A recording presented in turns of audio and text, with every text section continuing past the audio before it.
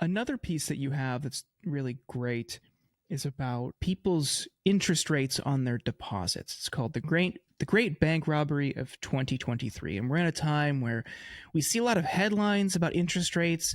To many people, it's abstract; it might not affect them, but you articulate and explain how this is affecting you because the banks are making billions collectively off of everyone's deposits and not sharing on those high interest rates. What exactly are they doing, and how are they skimming all of this money off of people's deposits? Yeah, this is one of the largest upward transfers of wealth that's happening in America right now. That I think is kind of happening in an Office Space Superman 3 kind of way, where it's like happening in like it seems like each transaction is at the margins, like, quarter of a pennies, half a pennies here or there, right? But if you do that, that's for those who don't know, Office Space and Superman 3, that was the whole, the hilarious crime they pull off. They're stealing fractions of a penny, but if you steal fractions of a penny over like billions of transactions, fractions of pennies end up being a lot of money. So here's what's going on. When you deposit money at a bank, the bank is supposed to pay you some interest. Now, I think for a long time, people got used to banks paying no interest because we were living in a zero interest rate environment, very low interest rate environment. But what's supposed to happen is the bank is supposed to pay you some interest. It's paying you for the privilege of taking your money and earning potentially more than the interest it's paying you, but it's supposed to pay you some interest.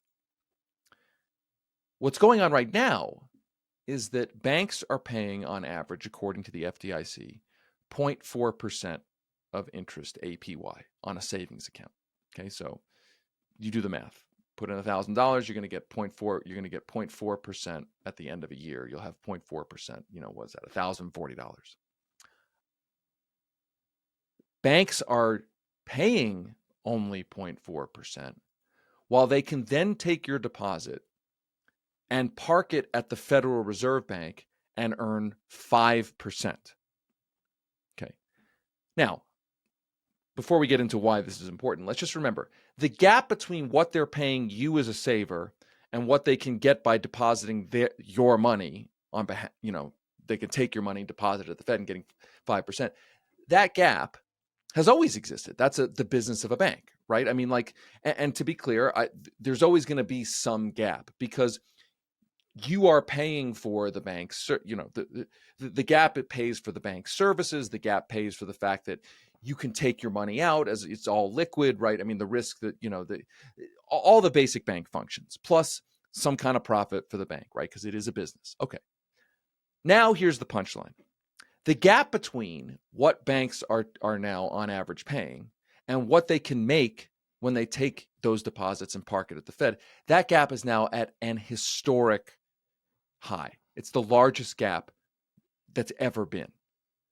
The banks are not passing on a fair share of the interest rate hikes that the Fed is enacting, right? So that when the Fed raises the interest rates that it pays banks, that ends up raising the interest rates that banks charge you to borrow money.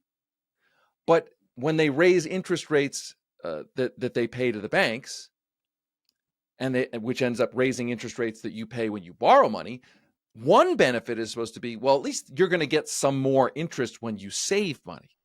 But that's not happening at the rate that it's typically happened in the past. It's called, the technical term for this is deposit beta. The difference between what they're paying savers and what banks pay savers and what banks can get when they deposit money at the Fed.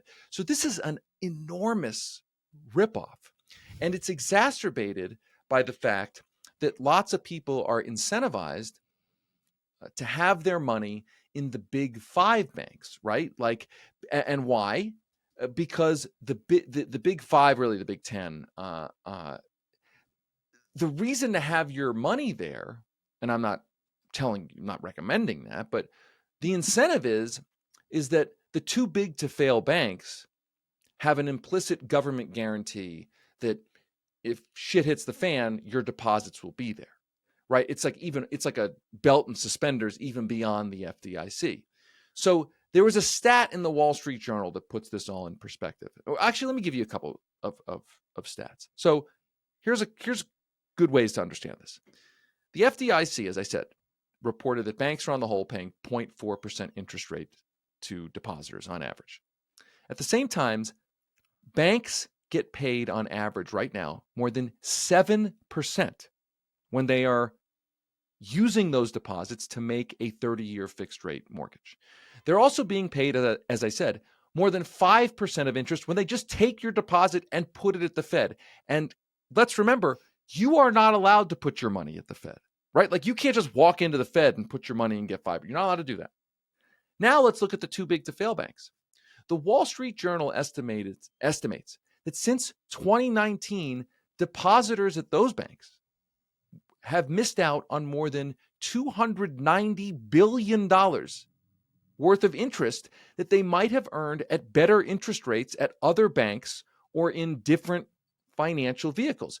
Jack Reed, the senator from Rhode Island on the banking committee, noted in one recent letter that a new Bank of America customer will receive about 0.01% of interest on a regular savings account, but pay 6.9% on a mortgage and 15 to 27% on a credit card from the same bank.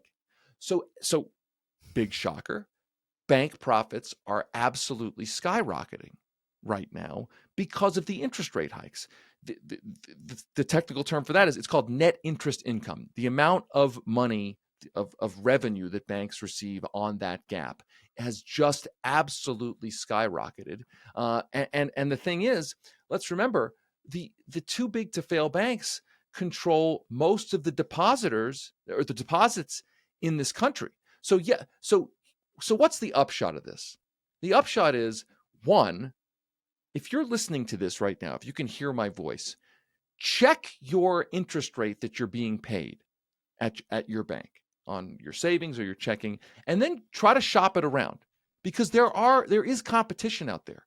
I mean, there are smaller banks, and if you're depositing under $250,000, it's FDIC insured. Like, don't just get fleeced by 0% interest. If you're getting 0 or 0.1, 0.2, 0.3, 0.4% interest, you're being fleeced. There are better interest rates out there. And the other thing to say here is that, look, policymakers could fix this. There are proposals out there to just let people do their banking directly at the Fed. Like, why does the Fed only allow other banks to deposit money? Why can't I walk into the Fed, get myself a savings account at 5%, just like my bank has an account at the Fed and is getting 5%? Well, that sounds like socialism to me. So that's dangerous stuff that you're getting into there. When the state is dealing with it, you got to maintain that degree of separation between the state and allowing these private actors to step in and reap huge profits offering these services rather than the state just doing it themselves. I mean, it's interesting. You mentioned you talked about the rise in the interest rates as well. Like correct me if I'm wrong, but like the whole idea of raising the interest rates in the first place was supposed to be a way to combat inflation. And it's just interesting how like these actions that they're taking in order to deal with inflation don't seem to be having any actual effect on the inflation, but it's increasing the profit margins of these massive corporate banks. So, mission accomplished. Well, I mean, that's a separate issue and an important issue, which is that what's the point of the interest rate hikes, and or is it a misdirected tool? And the obvious now answer is that interest rate hikes are not the way to combat the kind of inflation that we're experiencing. For a long time, the argument had been that inflation was because workers were making too much money. The government was spending too much money to give people subsistence aid, right? I mean, that was the argument for 2020, 2021, et cetera, et cetera. And that argument has been proven false. The reason data set after data set after data set shows that the primary driver, or at least one of the big drivers of inflation, is the fact that corporations have been allowed to become oligopolies. Corporations have been able to gain market share where under the guise of supply chain issues and the like, although there are supply chain issues to be clear, but under the excuse of supply chains, corporations can just jack up prices, and there aren't competitors. There are fewer competitor corporations, to undercut them on price. Like if you have a competitive industry, if one company jacks up its price, then another company will, if it's competitive, another company will undercut that price for the same product. But in so many industries, after 20, 30, 40 years of lax antitrust enforcement, so many industries are now oligopolies controlled by 2, 3, 4 companies, where they can just jack up their prices and know that they're not going to face price competition. That's what's really driving inflation, as the data has shown. And so interest rate hikes as a tool for that kind of inflation, it doesn't work. It's not diagnosing the problem, right? I mean, it's not what is necessary. What is necessary are, is antitrust enforcement, anti-collusion enforcement. Some have argued, some versions of price controls, better regulation and the like, right? Like that's what's necessary. But that, of course, is not what corporate America wants or wants to talk about. Yeah. And Jerome Powell has admitted and acknowledged in speeches that part of this, and a lot of Wall Street people have supported it, part of these interest rate hikes is to get wages down and to increase unemployment a bit, because they think that'll cool off the labor market. Now, for the next FDR, Biden, when your Fed chair is doing that, I mean, they're supposed to be separate, but as the past few administrations and past couple decades have shown, they're really not. What can a president and an administration do in response to your Fed chair and other financiers and technocrats talking about this ultimately being the goal? What could they do in response? Well, for one thing, they could not, cut off the American Rescue Plan. They could actually not buy into the austerity argument. Oh, inflation's caused because, but by us, the American government enacting an expanded child tax credit, right? Like they can pass fiscal policies that actually help people and don't internalize and accept the austerity argument. So that's one thing. I certainly think the other thing a president can do is fire the Fed chair. Now, I know some people would say, "Oh, that's crazy." How could First of all, that it's in the law. The president can do that, and I absolutely think that in the specific case of Jerome Powell and Biden, there's a very good argument that Jerome Powell should be fired, way beyond like a policy disagreement, right? Like the law says a Fed chair could be fired for cause. If you look at the Silicon Valley Bank situation, just forget about the interest rate. That's a policy disagreement. Jerome Powell and the Fed are the chief regulators of this country's banking industry, and they insisted under Jerome Powell's Fed asserted, what was it, a year and a half, 2 years before the Silicon Valley Bank collapse, that Silicon Valley Bank posed no systemic threat to the economy in the event of a collapse, et cetera, et cetera.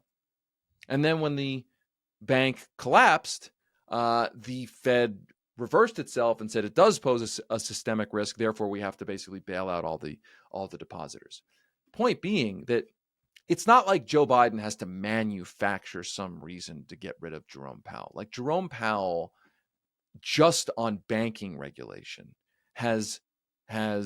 there's plenty of cause to replace it. I mean, if you were the chief banking regulator of America and you said, 20 months before Silicon Valley's collapse, hey, Silicon Valley Bank is great, it's safe, even if it does collapse, it's not a big risk, and then it does collapse, and then you say it is a big risk, to my mind, that's an open and shut case of cause. Of course, Joe Biden would never fire Jerome Powell. Like, it's like it violates his entire, the thing he most centrally worships. Okay, what does Joe Biden most centrally worship? He most intensely worships norms. right? No president has ever, I think maybe not, maybe there's been one other example like way back, but it's not, normal to fire a Fed chair. It's not even considered normal for a president to criticize a Fed chair, although Donald Trump did that. But he's not considered normal. And I'm not like, attaboying Donald Trump, like Donald Trump's terrible. But the point is that Joe Biden, Mr. Norms, would never fire, much less openly criticize the Fed chair. So we're stuck now with a Fed chairman who is doing these interest rate hikes that are horrific in so many ways, and Biden buying the argument, and the Democrats buying the argument. Now, granted, the Republicans pushing it too, but compromising with, or at least negotiating with, the argument that the real problem is there's too much government spending on things like Medicaid and food stamps and the child tax credit. A nonsensical bullshit argument, an argument that has now defines policy to the immiseration of millions of people. I mean, there's just something so sadistic about it. The way that the average worker in the West has been so relentlessly screwed over the last 40 years of neoliberalism, and focusing on America specifically, like whatever social safety net once existed in America has just been completely decimated over the last several decades. And now this idea has been taking hold, like you pointed out, like that has total bipartisan consensus, that basically it's bad to anytime you spend anything on kind of social spending or a social safety net, that's bad, and it causes inflation and it causes all these problems. And you see that they've completely bought into this. This is something I've been pointing out as well, which is that, and you mentioned this also, which is that under Trump at the beginning of the pandemic, this kind of social safety net kind of emerged again in the United States with that child's tax credit, with the expanded unemployment benefits. And regardless, like, again, it's not handing it to Trump or handing it to Republicans, but I think a lot of people are going to remember that for those few months or years, I was actually being able to make ends meet for the first time in a long time. I was able to take a breath, and it was under the Joe Biden administration that all went away. And has that actually had an impact in inflation? No, the inflation is still there. And they're still doing things like, we just found an extra $7 billion for the Defense Department. That's great. We have another $7 billion now we can spend on arms transfers and stuff. And they're putting out these record high defense budgets on top of that, despite ending the war in Afghanistan, which you'd think would cause the defense budget to go down. It's gone up to these record levels. But of course, that doesn't cause inflation, and that doesn't have any of these consequences. It's only when you spend money on food stamps, on welfare, on expanded EI benefits, or anything that actually, or a child tax credit, anything that actually helps average human beings make ends meet. That's bad. That causes these economic consequences. None of this other rampant spending, just handing over billions of dollars to these nakedly corrupt defense contractors who we know has verified reporting has been done on how completely fraudulent all their accounting is, and how horribly they're just completely screwing people and just having access to this unlimited money printer from the United States government. It's really sick the way these economic ideas have taken hold in both parties. It is, and I think